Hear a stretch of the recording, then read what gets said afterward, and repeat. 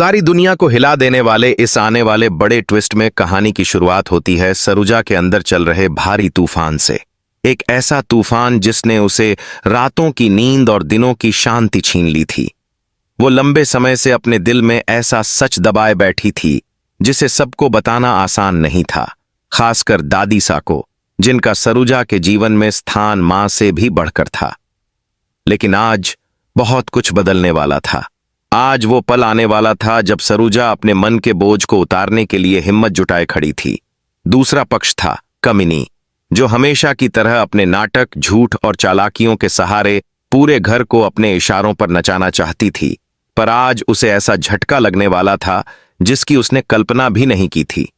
दिन का उजाला जरा फीका पड़ने लगा था जब दादी सा हॉल में अपने झूले पर बैठकर पूजा की थाली सहेज रही थीं। घर की हवा में अजीब सी बेचैनी तैर रही थी, जैसे किसी बहुत बड़े तूफान की आहट हो। उसी समय सरुजा धीमे कदमों से अंदर आई, पर उसके कदम डगमगा रहे थे। उसके चेहरे पर डर, बेबसी, घबराहट और दृढ़ता सब एक साथ उतर आए थे। दादी सा ने उसकी तरफ देखा तो उन्हें तुरंत एहसास हुआ कि सरुजा कुछ बहुत भारी बात कहने आई है। उन्होंने शांत स्वर में पूछा, क्या हुआ बेटी, आज तेरे मन में क्या चल रहा है? और बस ये शब्द जैसे सरुजा की हिम्मत को पूरा कर गए। सरुजा दादी सा के सामने जमीन पर बैठ गई। आंखें भर आईं, गला रूंध गया, पर उसने खुद को कसकर संभाला। उसे पता था अब पीछे हटने का रास्ता नहीं है। उसने दादी सा के हाथ पकड़कर कहा, दादी सा, आज मैं आपको वो सब सच बताने आई हूं जिसे मैं अब और छुपा नहीं सकती, चाहे जो भी हो जाए। दादी सा ने प्यार और चिंता के भाव से उसके सिर पर हाथ रखा और बोली, सच हमेशा इंसान को आजाद करता है, बोल दे बेटी। जैसे ही सरुजा ने बोलना शुरू किया, घर के कोने कोने में कमीनी के झूठ, उसकी चालें और उसके द्वारा रचा गया साजिशों का जाल खुलने लगा। सरुजा ने बताते बताते रोते हुए कहा कि कैसे कमीनी ने परिवार में गलतफहमियां पैदा की, कैसे उसने सरुजा को बदनाम करने के लिए हर चाल चली, कैसे उसने घर की शांति को मिट्टी में मिलाया और कैसे वो दिखावे में सबकी भलाई का नाटक करती रही, पर असल में सबको दर्द देती रही।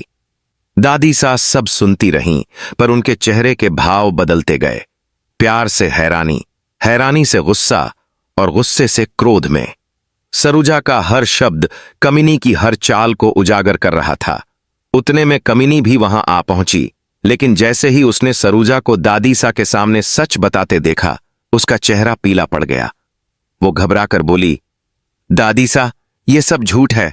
सरुजा मुझे बदनाम करना चाहती है। लेकिन अब बहुत देर हो चुकी थी। दादी सा ने तीखी नजर से कमिनी को देखते हुए कहा, सच वही होता है जिसे छिपाने के लिए तूने जितनी मेहनत की है उतनी किसी ने आज तक नहीं की। सरुजा झूठ नहीं बोल सकती, लेकिन तू जरूर बोल सकती है। कमिनी एक पल के लिए चुप रह गई, पर भीतर भीतर डर ने उसकी रीढ़ में सिहरन भर दी। दादी सा उठकर खड़ी हुई। उनकी आवाज में ऐसा रोष था जैसा वर्षों में किसी ने नहीं सुना था। कमिनी, तूने इस घर को घर नहीं रहने दिया और आज तूने मेरी सरुजा को रुलाया है। इसका हिसाब तुझे देना होगा। सरुजा की आंखों में राहत का समंदर उमड़ आया, लेकिन यह कहानी यहां खत्म नहीं होती। ये तो बस तूफान का पहला झोंका था। कमिनी को झटका लग चुका था, लेकिन वो इतनी आसानी से हार मानने वाली नहीं थी। उसकी आंखों में गुस्से की आग जल चुकी थी और वो कसम खा चुकी थी कि सरुजा का जीवन और मुश्किल बनाएगी। पर शायद कमिनी ये भूल चुकी थी कि अब उसके सामने सिर्फ सरुजा नहीं, बल्कि दादी सा की ताकत, घर का सच और सच बोलने की हिम्मत खड़ी थी। दादी सा ने सरुजा को गले लगाते हुए कहा, आज से इस घर में झूठ की कोई जगह नहीं, कमिनी की कोई चाल नहीं और तेरे आंसुओं की कोई कीमत नहीं। अब ये घर सच और न्याय से चलेगा। सरुजा के दिल में पहली बार उम्मीद की किरण जगी। कमिनी एक तरफ खड़ी सब सुन रही थी, पर उसकी घबराहट बढ़ती जा रही थी।